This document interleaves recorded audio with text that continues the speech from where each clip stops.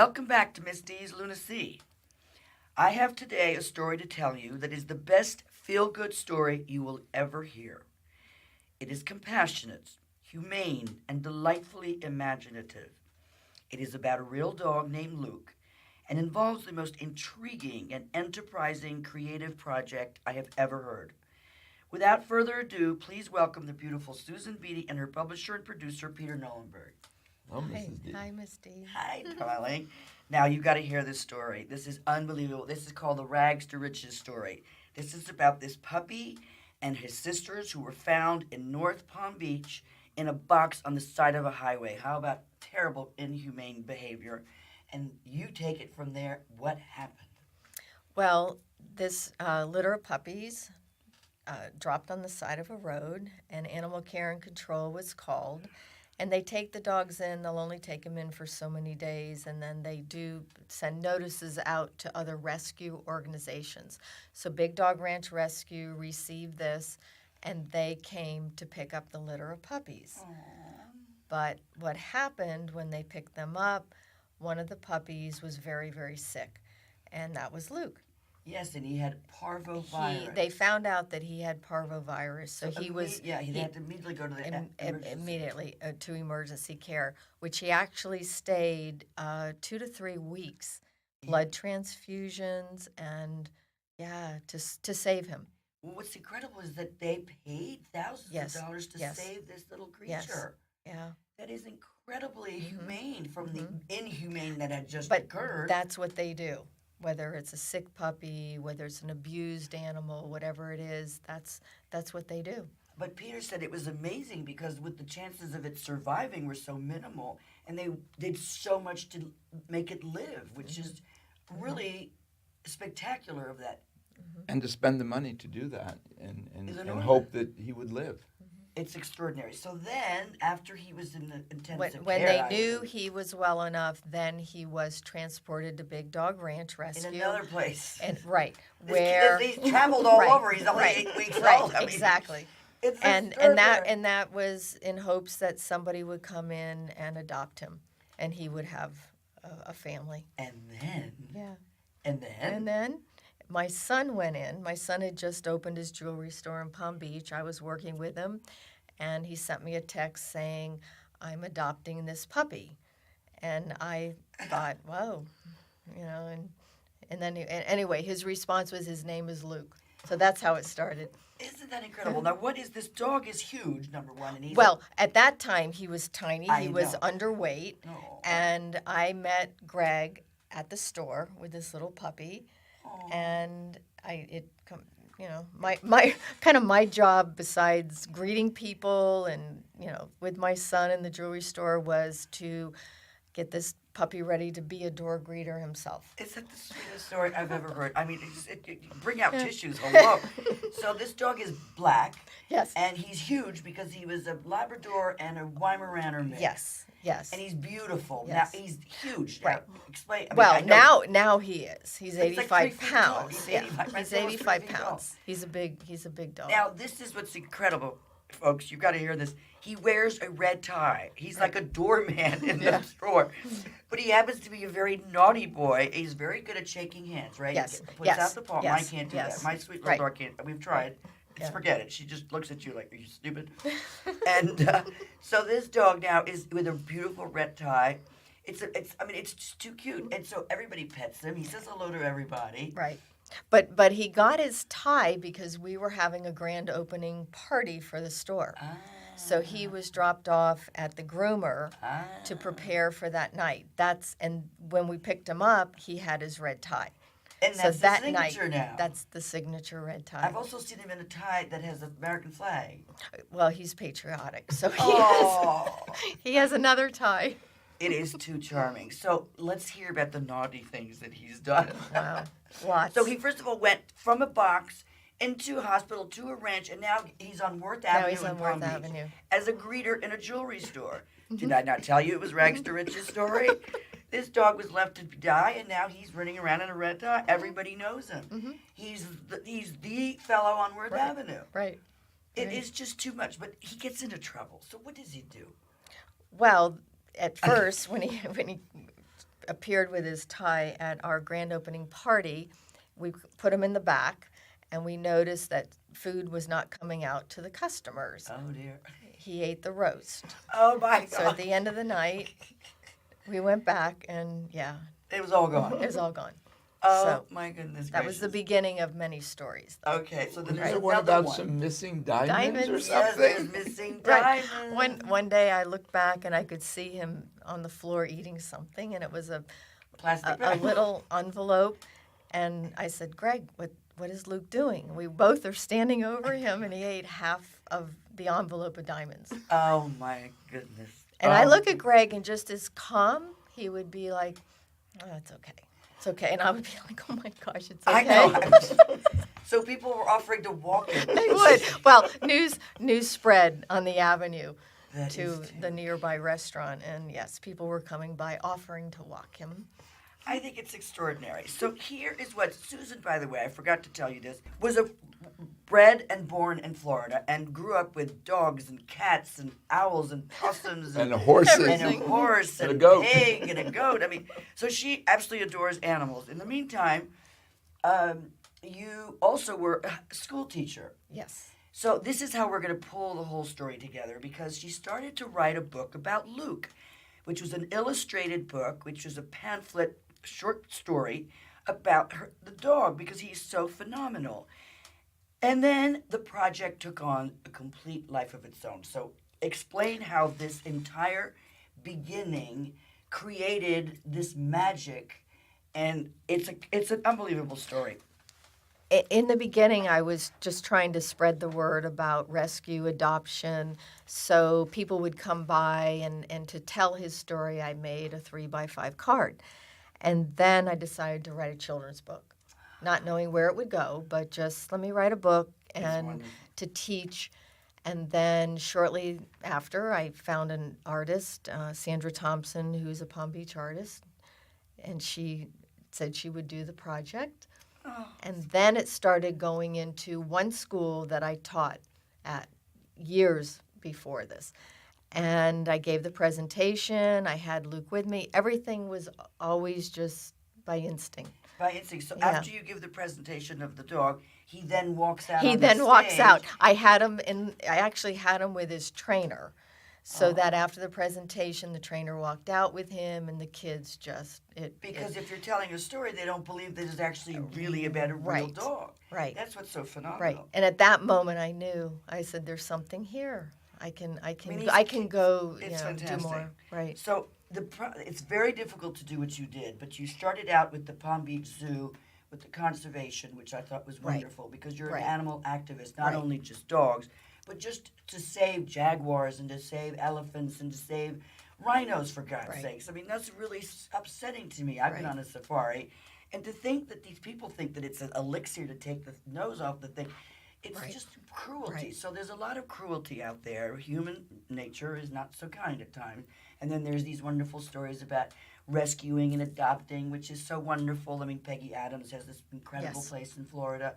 And people really care. And they're such a great companion, because to me, when they're used as seeing eye dogs, when they're used for children who have epileptic fits, they're used for police work, they're used to sniff out bombs. It is extraordinary. These animals are so special, and a lot of them are completely neglected. Right. And it's really sad, and we have to be. So this is what's a very important thing, is for these young children to learn something that you taught them, which is called TLC. That's right. And it stands for teaching.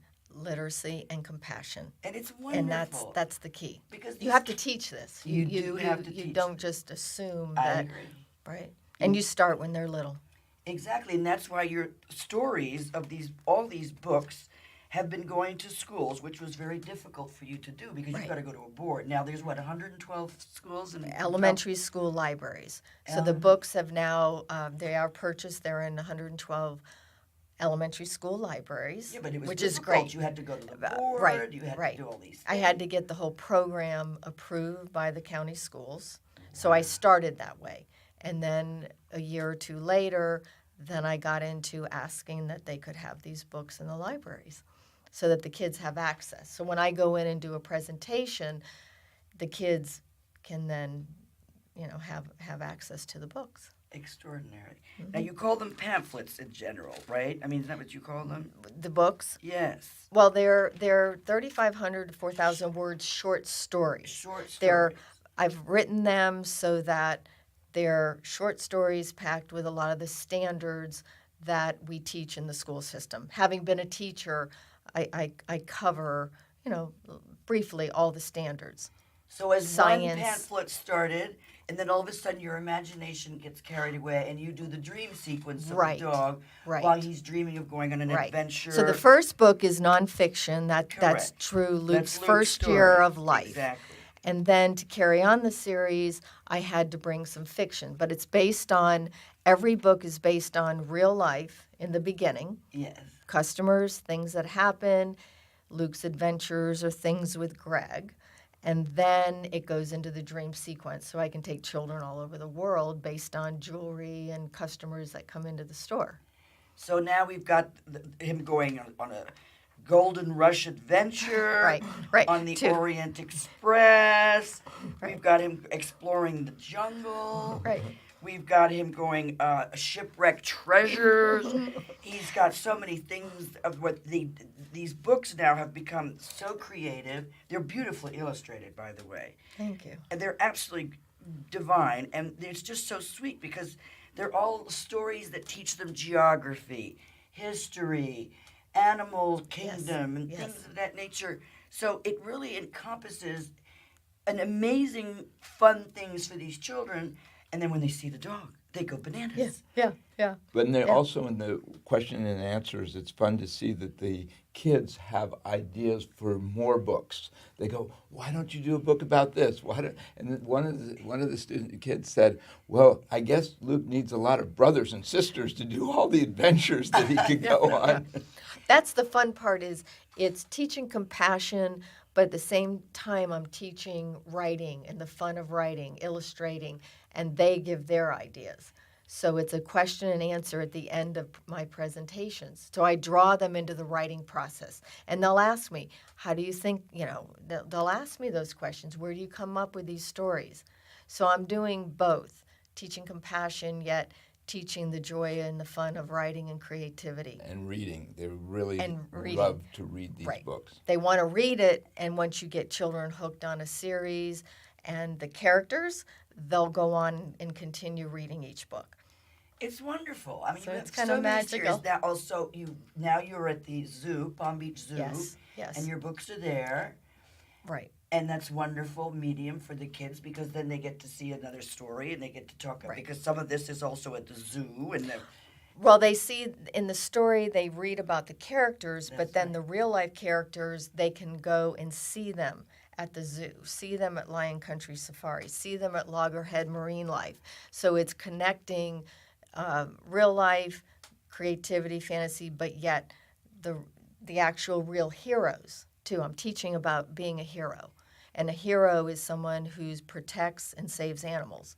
And they are the people that work, the keepers at the That's at right. the And they're zoos. at the back of the book. So you go from Luke's dream sequence and all the characters that are in the book to the real characters and the real locations at the back of the book so that parents know where to take the kids to continue the story, but in real life. They get to experience the actual going to the zoo or actually going to see the turtles. like Space Odyssey, Right, Egyptian Discovery. Yes, So right. conservation this is how all this started because when you went to the zoo, you heard a lecture. Right. I heard a lecture. I had only written the first 2 books, but it was about poaching. And it was a conservationist. And then a teacher happened to be in the audience, and she asked, do you have any books or any materials to teach children about this? And I'm sitting there, and I was like, I have to go and write the books in a delicate way to teach kids about poaching and trafficking. It's a terminology.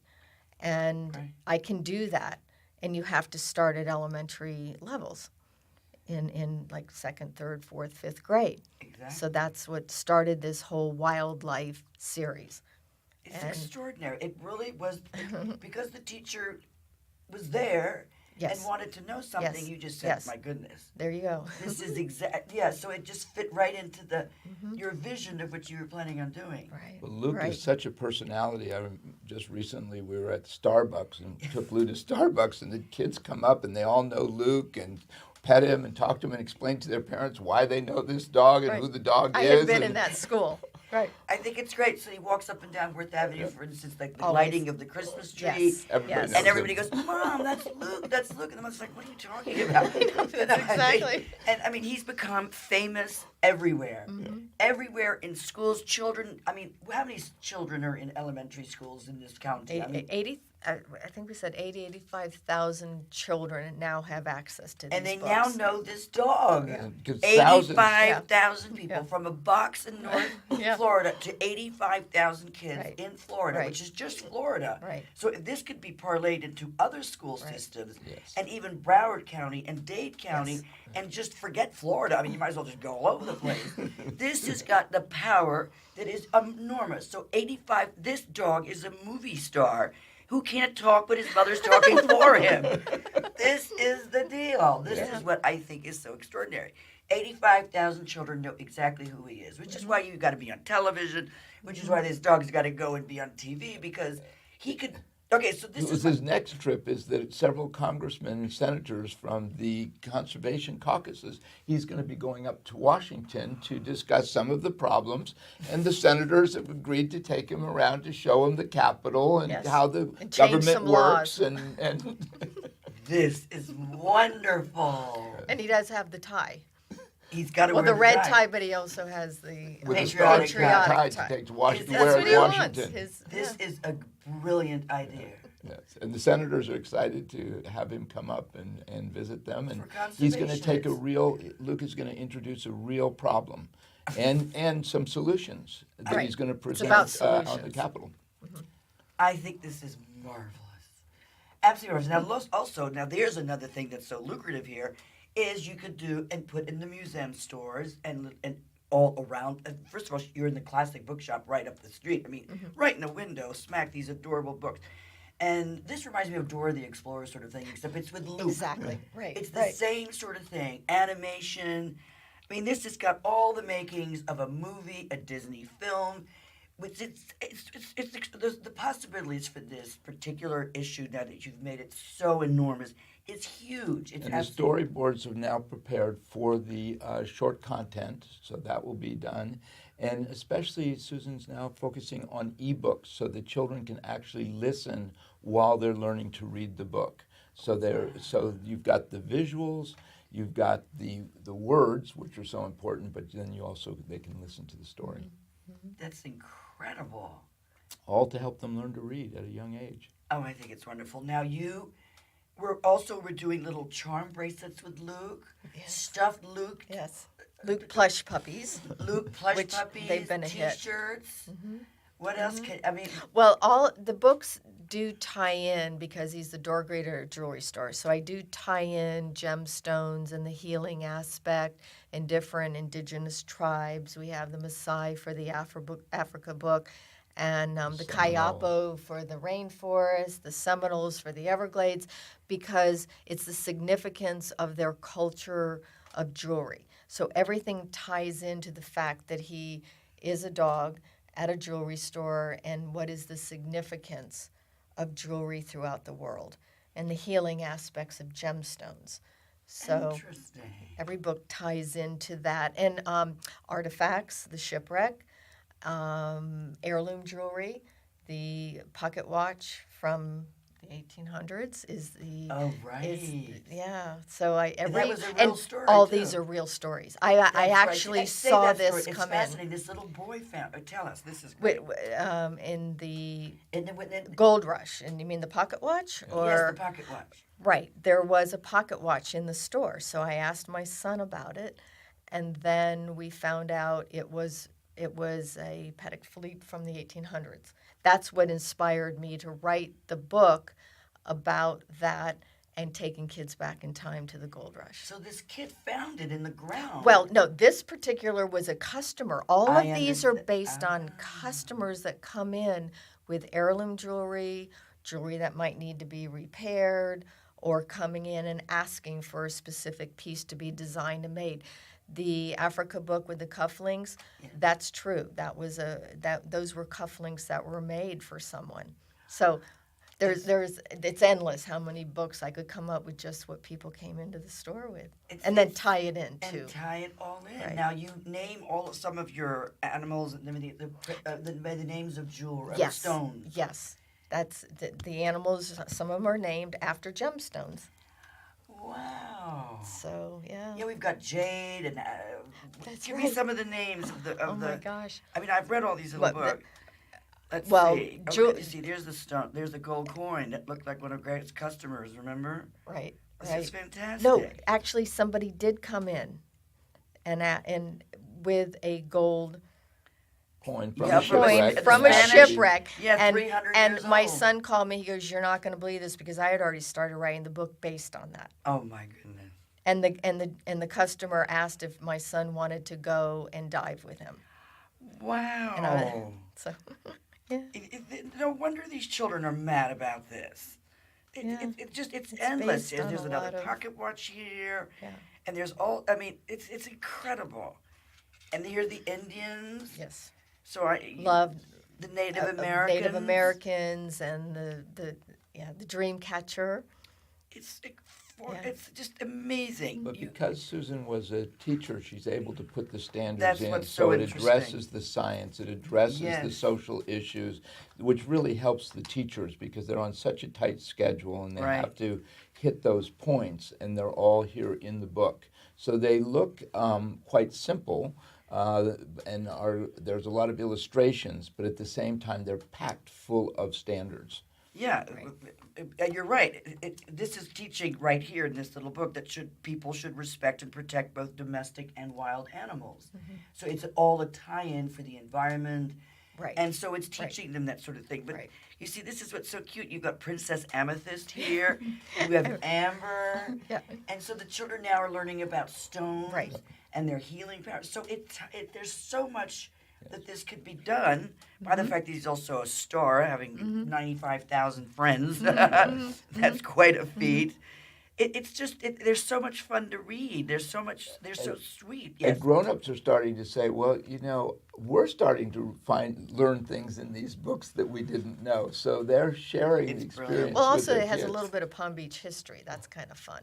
That is fun. Each book, Yeah, right? because first of all, this was an island It was an island with alligators and palm Yes, trees. Period. yes. And a conversation. Yes, we had Alligator Joe on That's at right. the Everglades Club before it was the Everglades Club. We had a kangaroo Joey in Palm Beach. That will be in the Everglades. It's Australia book. Okay. So there's so many tie-ins to the beginning of the story of actual right here. little Palm Beach Zoo simple and Conservation Palm Beach Society. history. Yes, and you have South Florida Science Center and Right. Aquarium. Right. You have Kayapo The Tribe. Kayapo tribe. It's just incredible. And so these kids are learning about wild animals and about animals, and it gives them an amazing awareness. But the designs are so sweet.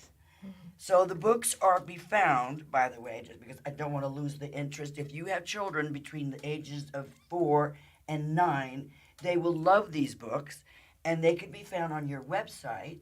And you can order, and they're very easy to read. They're very easy to hold. What is your website for my listeners? The website is lukesstory.com.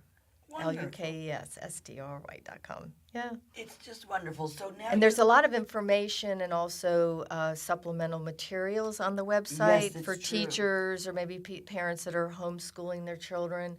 There's vocabulary. I have a lot of links to other information that go with each book. It's extraordinary.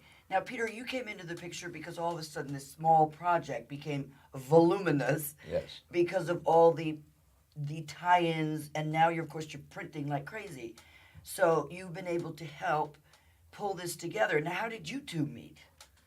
Just by chance again. A chance again, but it all ties back to the books in a sense because I been in the treasure recovery business, so That's I'm right. reading the book and I go, oh, well, I actually do that. And then I've worked on projects like Operation Raleigh, where we took 7,000 youngsters around the world on expedition, and so I'm pretty familiar with the rainforests and the Amazon River. We did a lot down there, so I identified with the books, and also my daughter originally had difficulty reading.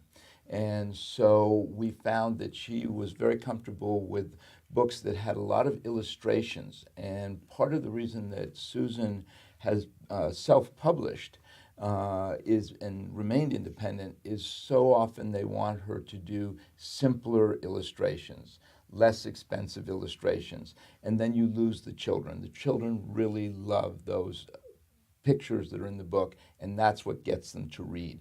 They'll say, okay, I want to read about, what is that picture? I want to read about that picture. What is it?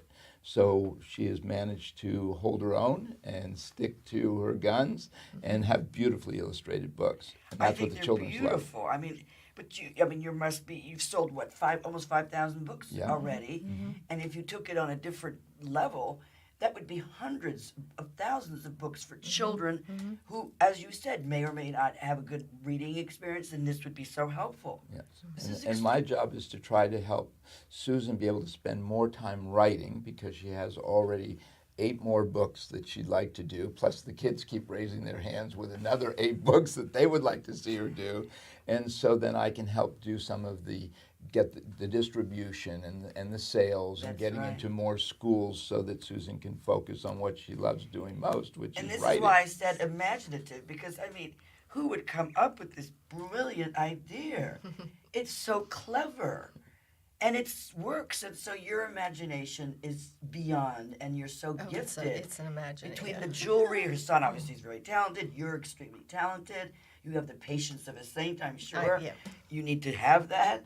And now you're doing something, you just told me you were so busy. What is your next project? It's like coming up yesterday. This weekend, tomorrow and this weekend. Right. Yes. I'll be speaking. It originally was April is for Authors. Now they call it BAM. It's all-day event on Clematis and also at Mandel Public Library.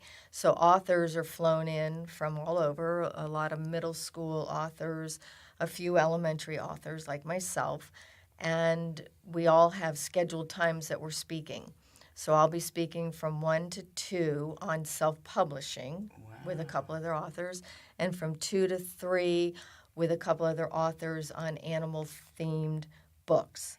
And can you do that sort of on a monthly basis, or This event is only once a year, one day. right? But I'm sure there are other events. And that there's always events, right? always Susan's events always in, going to in the presentations. Florida area that you. And how do you Right. find out about these events? I'm invited or asked to attend.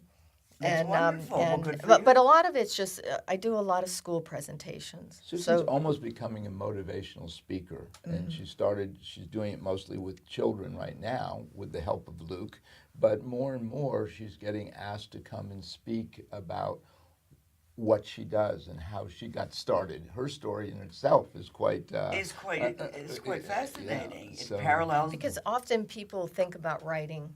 They want to write a book on something. they have no idea what they're doing. Right. Yeah. And so it's an opportunity for me, and I actually did this probably a year ago, also at Mandel Library, where I talked about self-publishing. You have the idea, how do you carry it through? So I teach it as not to tell people how to do it, but how I've done this and how one book led to another, and the whole self-publishing process, which is very big now. It is very big. It's- And Yeah. Susan was only the second person really to be able to go into the school systems being self-published.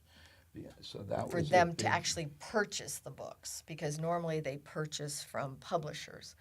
So to actually have purchased my books for the library was An honor. It was an honor. Definitely. Yeah, So and Susan's sort of kept me- pioneering this self-publishing trend, and she's very humble about it, which is She certainly is. But actually, what she's done is quite a story and very motivating to listen to. I love the idea of motivational speaker in terms of kindness and literacy, compassion. I mean, And we all have children, so it's fun to Yes. hear how Susan explains how she communicates with these kids, and then you see them all running up when they And see hugging her, her, and hugging the dog, and the animals come up to her like they know her, like they've read her books. I know. When I was interviewing you, Susan, I know everybody's going to laugh. My beautiful puppy Lily went right up to Susan, did not even ask permission, sprawled on top of her, and took this long nap. And I thought, what in the world are you doing, Lily? You don't do that with other people. It was so charming, and so Susan says, they know. They just know. It's okay. It's okay. They know. Which I think is so charming. So they're... It's wonderful because, I mean, I don't know how you're going to have a little autograph pad around his neck or something. Somebody has to tell their story.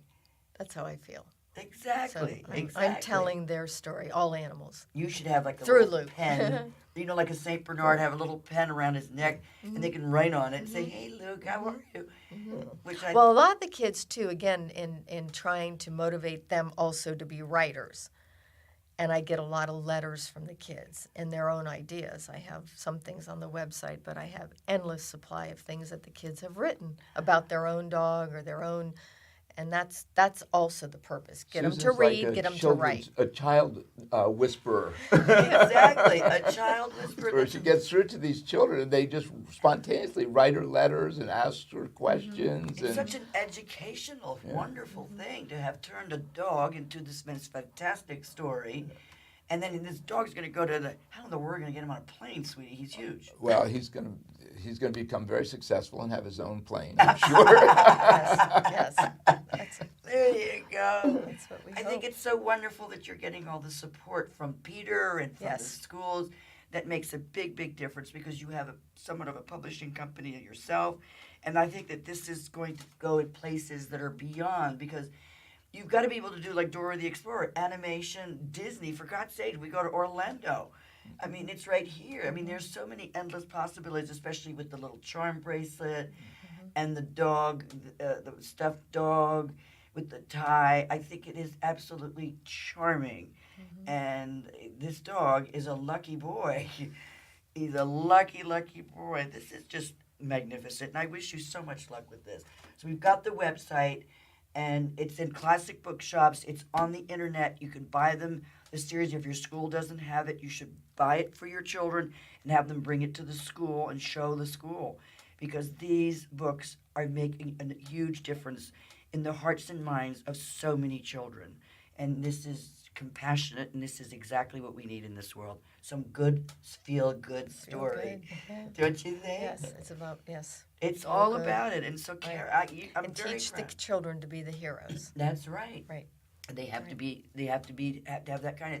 I didn't realize it was not innate. I think you really do have to teach people. You do have to teach. Isn't that interesting? I always thought you were a nice person or you were a bad person, but I suppose you learn good habits.